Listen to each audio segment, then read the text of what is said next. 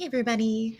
This week's First Chapter Friday is Ground Zero by Alan Gratz. So he is one of the most popular authors in this library. He's great if you really like short, quick, fast-paced chapters with a whole lot of action mixed in. So here we go.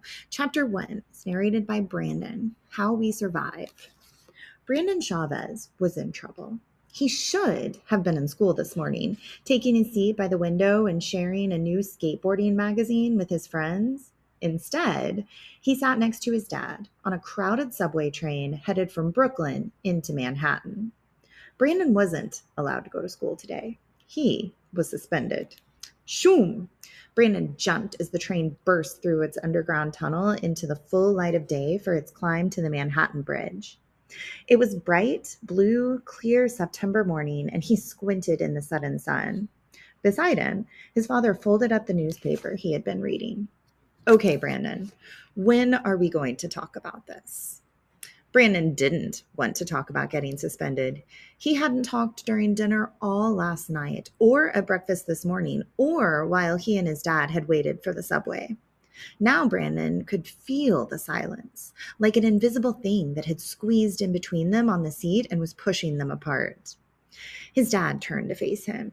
Leo Chavez wasn't a big man, but he had a stocky chest and strong arms. Brandon thought he would have made a good professional wrestler. There was a quiet power in his dad, and Brandon could feel that power directed at him now. I get a call at work from your school, and I'm thinking, is Brandon sick? Did he crack his head open again doing stunts on the playground? His dad said. But no, they're calling to tell me my son punched another kid in the nose. He deserved it, Brandon said. All his anger and frustration from yesterday came flooding back as he turned to his father. Cedric brought these Wolverine gloves to school, like from the X-Men movie, and Stuart Pendleton stole them and wouldn't give them back. So you punched Stuart in the nose? He wasn't going to give them back. What was I supposed to do? Brandon's dad sighed. I don't know, Brandon. Talk to him? Tell a teacher or something? Talk to him? You couldn't talk to a bully like Stuart Pendleton. And telling a teacher might have gotten Cedric his gloves back, but Stuart would have just beaten Brandon up later for tattling. You don't understand, Brandon told his dad. I understand enough to know that punching him was not the answer, his dad said. And the principal told me that this other boy you were trying to help, his toy got broken in the fight. Brandon brightened. He had planned to fix that part, at least. But before he could explain, his dad kept on talking. I had to leave work early yesterday, Brandon. You know we can't afford for me to miss any hours. Things are tight enough as it is. Brandon nodded and stared out the train window. That was why he was going into work with his dad this morning. Brandon's father couldn't take a sick day, and there was nobody else to stay home with him. The Q train rattled up onto the Manhattan Bridge, and Brandon saw the World Trade Center in the distance. It was hard to miss. The gray, rectangular twin towers stood more than twice as tall as the other skyscrapers around them at the southern end of Manhattan. The two towers were almost identical, except for the huge red and white antenna on the roof of the North Tower. That's where Brandon's dad worked. He was a kitchen manager at a restaurant called Windows on the World at the very top of the North Tower on the 107th floor. Brandon, what do we say about us? About you and me? His dad asked. Brandon gave the answer that had been drilled into him since his mother had died from cancer 5 years ago when he was only 4. We're a team, he said. We're a team, his dad repeated. That's what we've always said. This is how we survive, right? Together. It's you and me against the world, but you shut me out on this one, and you let down the team.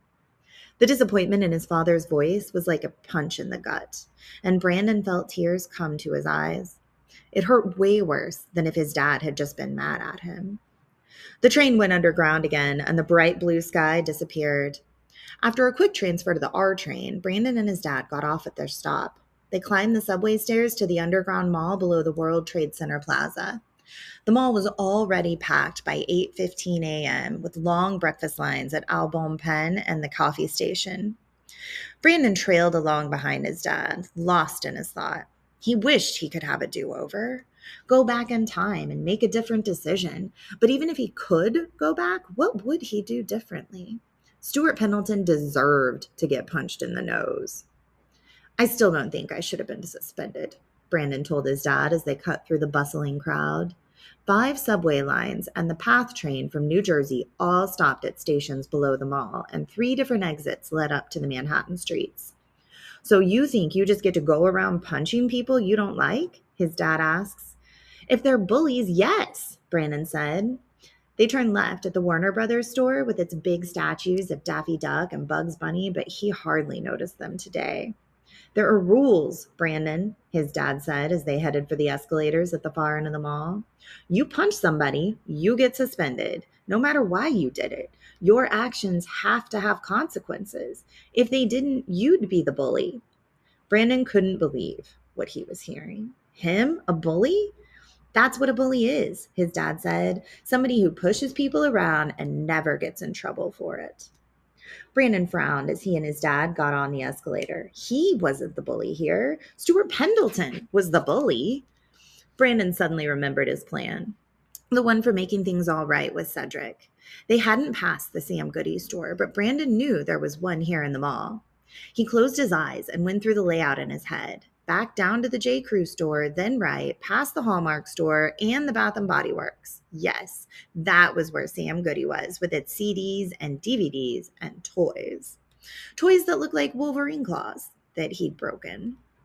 Brandon patted the wad of dollars and change he'd stuffed in the pocket of his jeans just before leaving home. While his dad had been working in the restaurant at the top of the tower, Brandon would come downstairs, buy a pair of Wolverine claws for Cedric, and whoa, look out!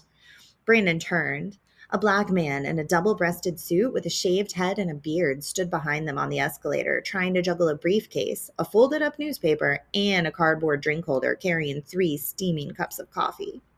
He was about to drop at least one thing, if not everything, but the drooping drink holder looked like it was going to be the first to go.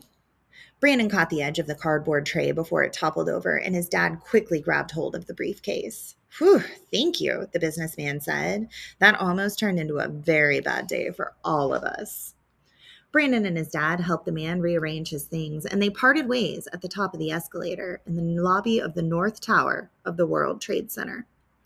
Brandon stood for a second and stared. He had been here many times before, but the size of the place always surprised him.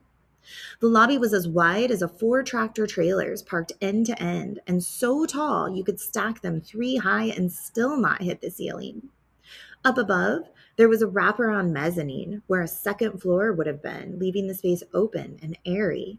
Sunlight bounced off the windows of the smaller buildings across the street and made the North Tower's lobby glow. Brandon's dad led him toward the reception desk, passing men and women of all colors and sizes, wearing suits and dresses and delivery uniforms and casual clothes. Brandon's dad had once told him that more than 25,000 people worked in just the North Tower alone. Most of these people weren't here yet, but the lobby was still crowded. A security guard took Brandon's picture for his temporary ID badge, and Brandon waited for the machine to spit it out. I took him to the nurse's station, Brandon said, and his dad frowned down at him. Took who to what nurse's station? Stuart Pendleton, Brandon said, the boy that I hit. Brandon wanted his dad to understand he wasn't a bully, that he wasn't some mean kid who went around just punching other people without feeling bad about it. Once I saw his nose was bleeding, I helped him up and I took him to the nurse's station. Brandon's dad sighed. That's nice, Brandon, but did you ever stop to think that maybe you shouldn't have given the boy a bloody nose to begin with? Here you go, kid, the security guard said, handing Brandon his temporary ID card. Brandon stared at the picture of himself. Dark, messy brown hair, brown skin, and high cheekbones, just like his dad. A slightly upturned nose and blue eyes like his mom.